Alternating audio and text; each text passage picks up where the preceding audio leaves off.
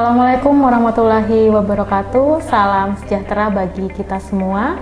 Perkenalkan, nama saya Dewi Mutia. Saya merupakan salah satu dosen di program studi Ilmu Hukum Fakultas Hukum Universitas Trunojoyo Madura. Sebelum menjadi tenaga pendidik di institusi ini, saya menamatkan pendidikan S1 di program studi Ilmu Hukum dan pendidikan S2 di program studi Magister Ilmu Hukum Fakultas Hukum Universitas Jember. Di program studi Ilmu Hukum Universitas Trunojoyo Madura, saya menjadi bagian dari Laboratorium Kemahiran Hukum. Saya mengampu beberapa mata kuliah yang linier dengan pendidikan saya dan merupakan penunjang dalam pencapaian pembelajaran mahasiswa di bidang hukum. Mata kuliah tersebut antara lain kejahatan siber, hukum acara dan praktik peradilan pidana, tindak pidana narkotika, kemudian kebijakan dan keamanan siber, kriminologi, ilmu kedokteran kehakiman, dan ilmu psikiatri kehakiman, dan beberapa mata kuliah lain yang pernah saya ampu dan menjadi kompetensi penunjang lulusan. Pada kesempatan kali ini, saya akan menjelaskan terkait dengan proses pembelajaran dan yang saya lakukan pada mata kuliah yang saya ampu sebagai salah satu komponen pernyataan diri dosen untuk kerja Tridharma Perguruan Tinggi atau PDD UKT-PT di bidang pengajaran. Kegiatan pengajaran merupakan kegiatan yang penting dalam memberikan pengetahuan, informasi, dan sarana sharing dengan mahasiswa terkait dengan ilmu dan konsep yang tengah berkembang di bidang hukum. Hasil dari kegiatan pengajaran akan menjadi modal dalam mencapai CPL program studi. Salah satu mata kuliah yang saya ampu adalah kejahatan siber. Mata kuliah kejahatan siber merupakan mata kuliah 2 SKS yang ditempuh pada semester gasal oleh mahasiswa semester 5 dan perkuliahan ini dilakukan secara tatap muka. Mata kuliah ini merupakan mata kuliah pilihan pada konsentrasi hukum pidana. Mata kuliah ini secara umum menyajikan mengenai konsep apa sih kejahatan siber itu, kemudian tentang ruang lingkup kejahatan siber, insiden siber, tipologi pelaku kejahatan siber, bentuk-bentuk kejahatan siber di Indonesia, pencegahan kejahatan siber, serta tugas dan wewenang pemerintah dalam penanganan kejahatan siber di Indonesia. Dalam melakukan kegiatan pengajaran, saya menerapkan metode DIA. Metode DIA yaitu terdiri dari D, yaitu delivery, kemudian I, interaction, dan A, assessment. Delivery dalam mata kuliah ini dilakukan dengan menggunakan bahan tayang yang berupa PowerPoint. Mahasiswa dapat mengakses PowerPoint itu pada Google Classroom yang merupakan LMS utama di Universitas Trunojoyo Madura. Jadi Google Classroom ini juga merupakan wadah bagi mahasiswa untuk mengakses materi-materi, kemudian RPS di setiap mata kuliah. Adapun CPL yang digunakan dalam mata kuliah ini adalah CPL 1, yaitu mampu menunjukkan sikap bertanggung jawab atas pekerjaan di bidang keahlian hukum secara mandiri, taat hukum, dan disiplin dalam kehidupan bermasyarakat dan bernegara. CPL 2 yaitu menguasai kemampuan dasar tentang aspek teoritis di bidang-bidang hukum positif Indonesia, baik material maupun formal. Sistem dan tata hukum nasional Indonesia yang sekurang-kurangnya mencangkup hukum perdata, pidana, hukum tata negara, hukum administrasi negara, hukum internasional, hukum adat, dan hukum Islam, dan kemampuan khusus dalam bidang hukum pembangunan desa. CPL 3 yaitu mampu melakukan evaluasi atas hasil kerja serta bertanggung jawab dan mandiri. Ketiga CPL tersebut akan diturunkan dalam 5 CPMK yang intinya mahasiswa memiliki kemampuan dalam menjelaskan ruang lingkup, dasar hukum dan tipologi kejahatan siber, mampu memetakan teori yang relevan tentang pola pelaku kejahatan siber, menganalisis bentuk-bentuk kejahatan siber, dan merumuskan pola pencegahan kejahatan siber, serta mampu menganalisis tugas dan kewenangan pemerintah dalam pencegahan dan penanganan kejahatan siber. Kelima CPMK tersebut diturunkan kembali menjadi 8 sub CPMK yang selanjutnya diinterpretasikan menjadi 8 bahan kajian yang menjadi topik utama dalam pembelajaran kejahatan siber, antara lain konsep dan ruang lingkup kejahatan siber, insiden siber, aturan kejahatan siber, tipologi pelaku kejahatan siber, bentuk-bentuk kejahatan siber, pencegahan kejahatan siber, tugas dan wewenang pemerintah dalam penanganan kejahatan siber. Interaction yang dilakukan pada kuliah ini berupa diskusi, baik diskusi antara dosen dengan mahasiswa maupun diskusi antar mahasiswa dengan mahasiswa. Interaksi tersebut merupakan proses pembelajaran yang lebih mengutamakan pada student learning center dengan tujuan agar mahasiswa mampu berpikir secara sistematis, mandiri, bertanggung jawab, dan bisa bekerja sama dengan tim. Mata kuliah kejahatan siber mengakomodasi mahasiswa untuk dapat bekerja dalam tim dan perkuliahan yang berfokus pada problem-based learning. Selanjutnya, mata kuliah kejahatan siber melakukan assessment terhadap mahasiswa dengan cara penugasan di kelas, tutorial, UTS, dan ujian akhir semester. Persentase penilaian pada mata kuliah kejahatan siber sesuai dengan yang tercantum pada RPS yang mengadopsi kurikulum OBE, Outcome Based Education.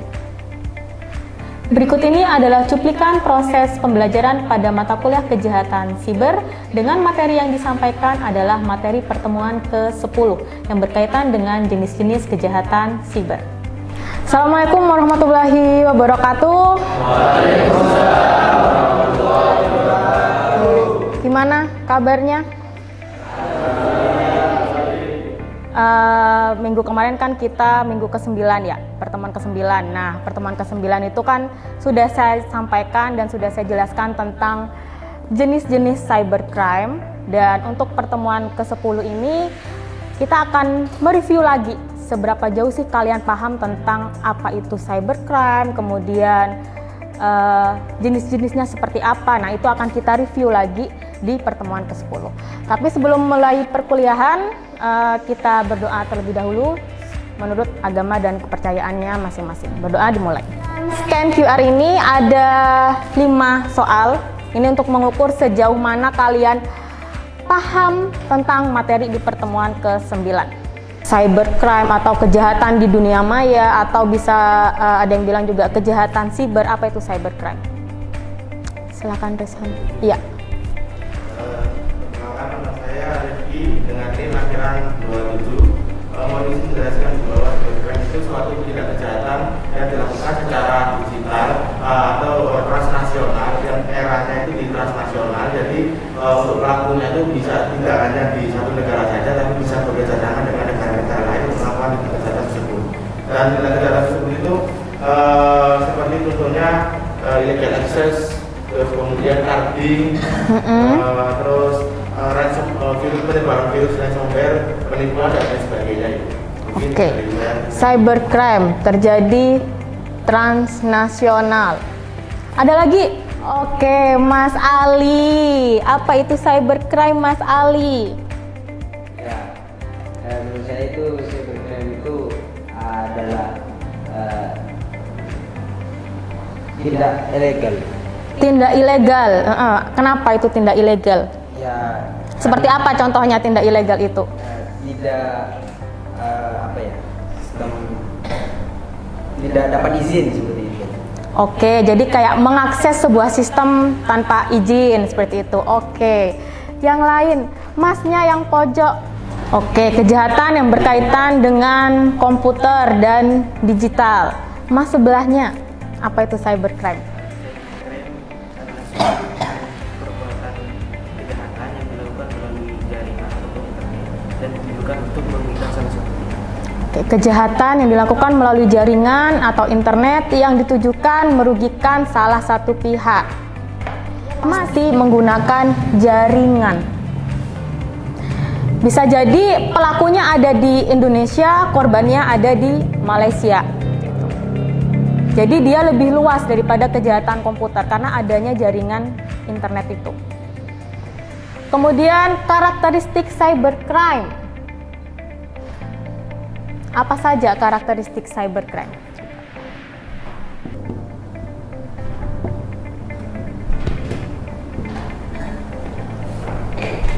Apa saja karakteristik?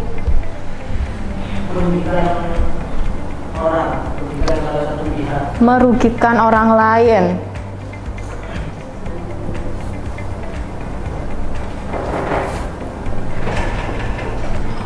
Ya. Kok telat Mas? Sudah telat banget ini. Kan sesuai kontrak kuliah ada batas maksimal 15 menit.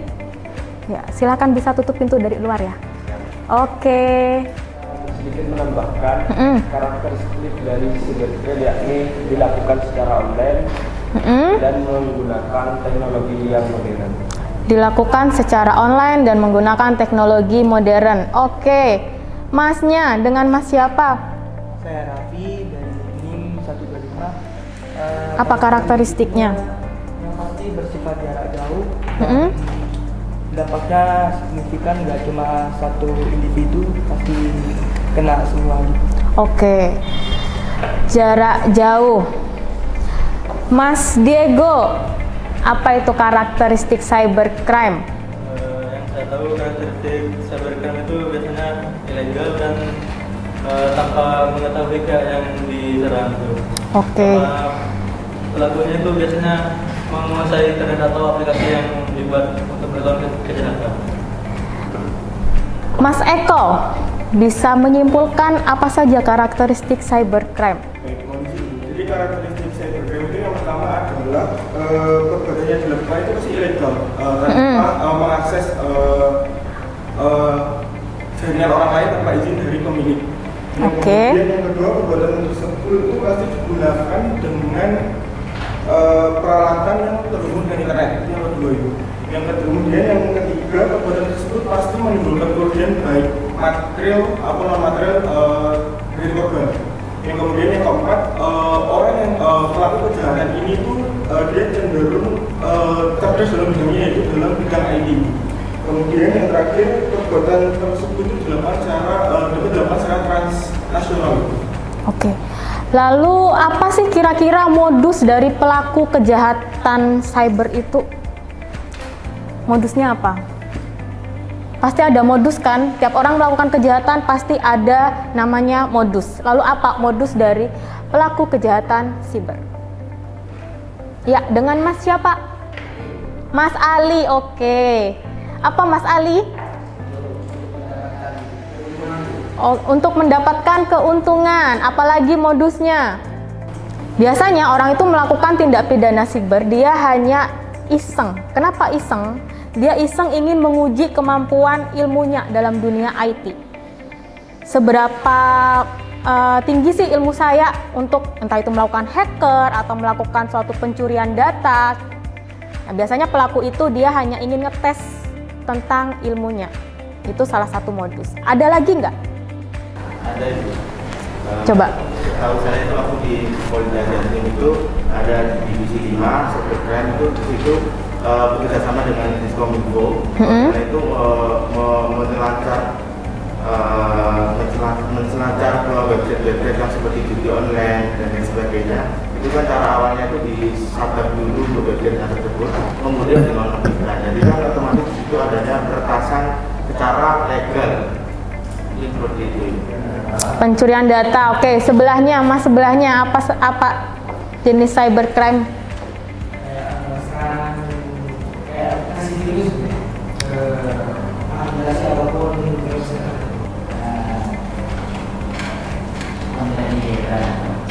Konten ilegal. Seperti apa itu konten ilegal, Mas? Dengan Mas siapa kalau boleh tahu? Mas Mahrus, apa itu konten ilegal, Mas Mahrus?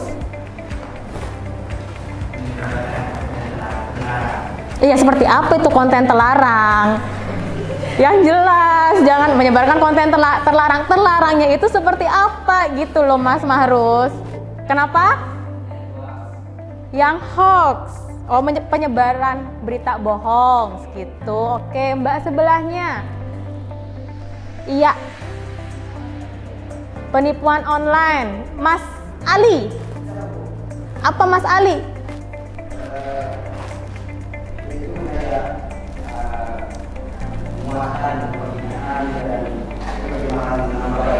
Penghinaan dan penyemaran nama baik melalui internet.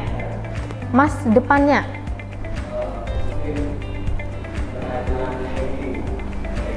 Hacking. Oke, Mbak yang depannya. Serangan perangkat lunak. Mbak sebelahnya. cyberbullying.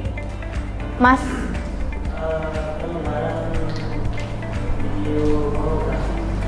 penyebaran video pornografi. Oke, Mas sebelahnya. Penipuan yang Oke, berarti sama aja dengan penipuan online. Mas depannya. Peretasan. Mas Rifki. Phishing. Mbak. Ada pemberian data, ada juga penyebaran informasi tidak berwajib, dan setahu saya itu juga transaksi ilegal. Oke. Ini jenis-jenis cybercrime. Ada illegal access, illegal interception, data interference, system interference, sampai ke cyber terrorism. Nah, ini sudah saya jelaskan pengertiannya di minggu kemarin, dan tugas kalian saya membagi 4 kelompok. Jadi kelompok 1 akan membahas tentang illegal access sampai ke misuse of device. Kemudian kelompok 2 akan berdiskusi tentang computer related forgery sampai ke pelanggaran terhadap hak cipta yang ada di dunia internet. Kemudian kelompok 3 akan diskusi tentang cyber pornografi sampai ke carding. Kemudian kelompok 4 akan berdiskusi tentang penyebaran berita bohong sampai ke cyber terrorism. Yang harus kalian diskusikan, kalian cari pasalnya. Untuk masing-masing kejahatan siber itu dikenakan pasal berapa di aturan kita. Kemudian berikan contoh kasusnya. Ada nggak sih contoh kasus yang pernah terjadi di Indonesia? Butuh berapa menit untuk berdiskusi? 5 menit? Oke. Saya kasih waktu 10 menit ya untuk berdiskusi. Silahkan ini bagi 2 kelompok gini aja. Silahkan berdiskusi menurut kelompoknya masing-masing. Pornografi, pornografi. Sudah saya sebutkan contoh kasus yang terjadi. Sudah siap. Selesai, harus selesai. Kelompok 1 silakan. Hasilnya dikembalikan seperti semula. Waalaikumsalam wabarakatuh. Saya perwakilan dari kelompok 4. Saya sendiri namanya Abdul Anam. Biasanya itu sering dipanggil Anam. Saya akan mengambil terkait jenis cyber yang penyebaran berita bohong. Sebenarnya jenis yang saya angkat ini sering terjadi di kalangan di lingkungan kita. Di kelas pun juga ada yang memberitakan berita yang bohong tadi. Contohnya tadi Mas Fauzan itu nyaman Mas Fauzan ini? Yang mana? Tuh. Oke, kenapa dengan Mas Fauzan? Tapi ngaku terus. Itu salah satu contoh. Nah, cuman yang saya angkat terkait kasus yang terjadi baik itu di bidang politik dan sebagainya. Nah, yang saya angkat ini di kasus Ratna Sarumpait yang terjadi tahun 2018. Nah, dia menyebarkan bahwa dia mengaku dia niaya dengan menggunakan muka yang tidak muka bohongan. Muka lebam dengan muka bohongan. Nah, saya menggunakan menggunakan undang-undang KUHP yang baru karena KUHP yang baru ini sering dikaji ya KUHP yang baru. Yaitu pada pasal 45A dan pasal berapa ini? Pasal 28. Yang mana jadi seseorang yang melakukan penyebaran berita hoax atau berita bohong melalui elektronik, dia diancam hukuman 6 tahun dan didenda 4 miliar. Kurang lebih seperti itu. Ini apa? Ada lagi yang mau ditambahkan mungkin? Atau ada yang mau ditanyakan boleh? Silakan. Jadi itu teman-teman yang saya angkat satu kasus saja. Jadi kalau berbicara kasus terkait penyebaran kebohongan ini sangat banyak sebenarnya. Seperti contohnya tadi yang sempat baik di bidang politik, apalagi di bidang politik teman-teman. Cerita bohong itu sangat banyak. Contoh si calon A mengaku bahwa dia tidak melakukan kesalahan dan sebagainya, tapi kenyataannya dia melakukan karena untuk kepentingan dia agar jadi calon pemenang, maka segala cara dilakukan. Itu salah satu contoh berita bohong yang melalui elektronik. Dan hal itu sangat dilanggar baik di KUHP yang baru maupun di Undang-Undang ITE maupun di Undang-Undang Pemilu sendiri. Peraturan nomor 2 yang kami akan membahas tentang child pornography, yaitu pornografi yang melibatkan anak. Di sini kami mengambil contoh yang mungkin lagi viral akhir-akhir ini, yaitu mungkin teman-teman yang punya Facebook atau yang punya Twitter, Instagram pasti tahu ada yang namanya fantasi segara di Facebook. Oh iya. Jadi kelompok 2 mengaji bahwasanya tindakan yang dilakukan oleh admin grup dan anggotanya itu melanggar beberapa ketentuan yang ada di undang-undang itu. Yang pertama itu pasti Undang-Undang Nomor 10 Tahun 2012 tentang perlindungan anak. Kemudian untuk adminnya sendiri itu juga dapat dikenakan juga dengan pasal 7 Undang-Undang Pornografi, memfasilitasi tindakan atau konten-konten yang berbau pornografi. Kemudian juga itu juga melanggar pasal 11 Undang-Undang Pornografi yang di dalamnya itu menyatakan bahwa setiap orang dilarang melibatkan anak ke dalam kegiatan atau sebagai objek sebagaimana yang dimaksud pada pasal 4, pasal 5, pasal 6 dan pasal 8, 9 dan pasal 10 Undang-Undang Pornografi. Kenapa kami mengangkat itu? Karena di dalam buku tersebut anak yang dalam konteksnya anak yang masih memiliki hubungan segara itu dijadikan objek fantasi di dalam tersebut. Mungkin dari kelompok 2 cukup. Oke. Mungkin ada yang mau menambahkan dari kelompok lain untuk kelompok 2? Cukup. Oke. Silakan kelompok 1 atau 3. Sebelumnya di sini kan kita mengambil tema yaitu cyber pornografi. Nah, sebelum kita menuju kepada undang-undang ataupun contoh kasus, saya jelaskan sedikit terlebih dahulu apa sih itu cyber pornografi. Jadi begini teman-teman, kakak-kakak. Jadi cyber pornografi adalah bentuk kejahatan yang dimana melibatkan penyebaran luasan, pembuatan atau akses terhadap materi pornografi melalui jaringan internet atau teknologi informasi. Itu untuk pengertian dari cyber pornografi. Dan ketika hal ini dilanggar teman-teman, itu nanti akan melanggar ketentuan Undang-Undang Nomor 44 Tahun 2008 tentang pornografi, yang dimana di dalam pasal 4 ayat 1 yang menjelaskan melarang setiap orang memproduksi, membuat, memperbanyak atau menggandakan, menyebarluaskan, menyiarkan, mengimpor dan yang lainnya, dan nantinya akan dikenakan sanksi penjara paling singkat 6 bulan sampai dengan paling lama 12 tahun serta pidana dengan denda 250 juta sampai 5 miliar. Itu untuk undang-undang yang saya pakai untuk pornografi. Dan untuk contohnya mungkin pernah sebagian laki-laki di sini pernah melihat video syurnya Gisela Anastasia. Mungkin tidak asing lagi bagi kaum laki-laki ya. Jadi mungkin ini yang sempat booming di tahun 2020 dan kasus tersebut dibawa ke kepolisian. Video durasi 10 detik.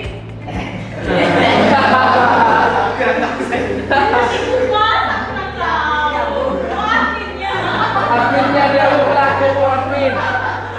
Dan kemudian yaitu sama yang ini cowok namanya Michelle Yu.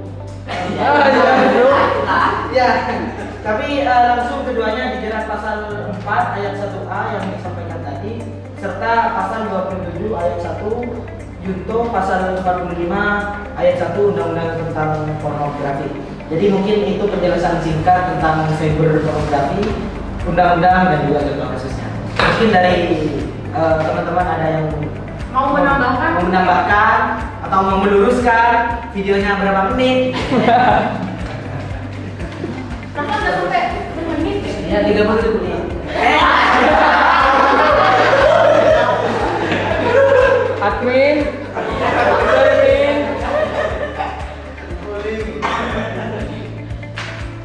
Sudah. Oke, cukup. Oke, silakan Mas. Siapa? Arul. Mas Arul. Oke, untuk bukan Mas Arul ya. Silakan terakhir kelompok 1. Illegal access yaitu untuk mengakses suatu perangkat digital digital secara ilegal. Jadi saya di sini mengambil contoh kasusnya Dr. Richard yang waktu menjadi tersangka terkait penyalahgunaan masalah kosmetik. Jadi di situ Dr. Richard itu berusaha untuk menghilangkan barang bukti melalui Instagramnya. Jadi melakukan illegal access walaupun itu milik pribadinya, tapi kan itu kan menjadi barang bukti Polri. Jadi itu berusaha untuk menghilangkan barang bukti dengan mengakses Instagramnya tadi. Kemudian illegal access ini diatur di dalam pasal 30 ayat 30 Undang-Undang ITE. Kemudian selanjutnya illegal intrusion atau penyadapan ilegal dalam konteks Indonesia khususnya terkait Undang-Undang ITE itu diatur di dalam pasal 31 ayat 1 tentang penyadapan terhadap device. Jadi ini masih ada hubungannya dengan kasusnya Dr. Richard Lee tadi.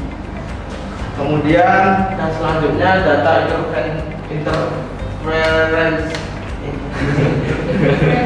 interference yaitu penggangguan terhadap data di website. Ini ada di pasal 32 dan 33 Undang-Undang ITE, yang mana contoh kasusnya itu yaitu vaksin dan websitenya vaksin yang terjadi di beberapa bulan yang lalu, bahwa website vaksin itu sekarang sudah berubah menjadi website judul. Kemudian yang selanjutnya sistem interference ini hampir mirip dengan data interference. Jadi perbedaannya di sini, kalau di data interference ini untuk mengacak-acak datanya saja, tapi kalau yang di sistem interference itu untuk membuat website menjadi lemot atau tidak bisa diakses. Jadi tidak merusak datanya, namun merusak di website tersebut. Seperti contoh kasus nyatanya itu di UTN sendiri kalau nggak salah dulu pernah terjadi seperti itu, bahwa website siakan itu setiap mau KRS-an itu selalu lemot. Itu biasanya disebabkan karena banyaknya akses, kemudian ada serangan DDoS. Jadi serangan DDoS itu serangan yang banjiri sistem lalu lintas dengan palsu sehingga website menjadi lambat. Oke, jadi pertemuan kali ini kita bahas tentang cybercrime, kemudian karakteristik cybercrime itu seperti apa. Jadi cybercrime itu adalah suatu kejahatan yang itu terjadi di dalam sistem jaringan. Jadi apakah kejahatan konvensional bisa dikatakan cybercrime? Bisa. Kalau bisa, kejahatan konvensional itu terjadi dalam sebuah jaringan. Contohnya kayak penipuan online, kemudian pencurian data pribadi. Jadi cybercrime itu adalah kejahatan atau tindak pidana yang pelakunya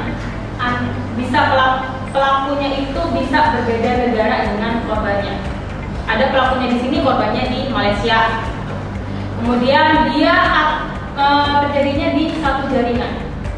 Dan tidak akan terjadi cybercrime kalau tidak ada jaringan. Ada yang ditanyakan?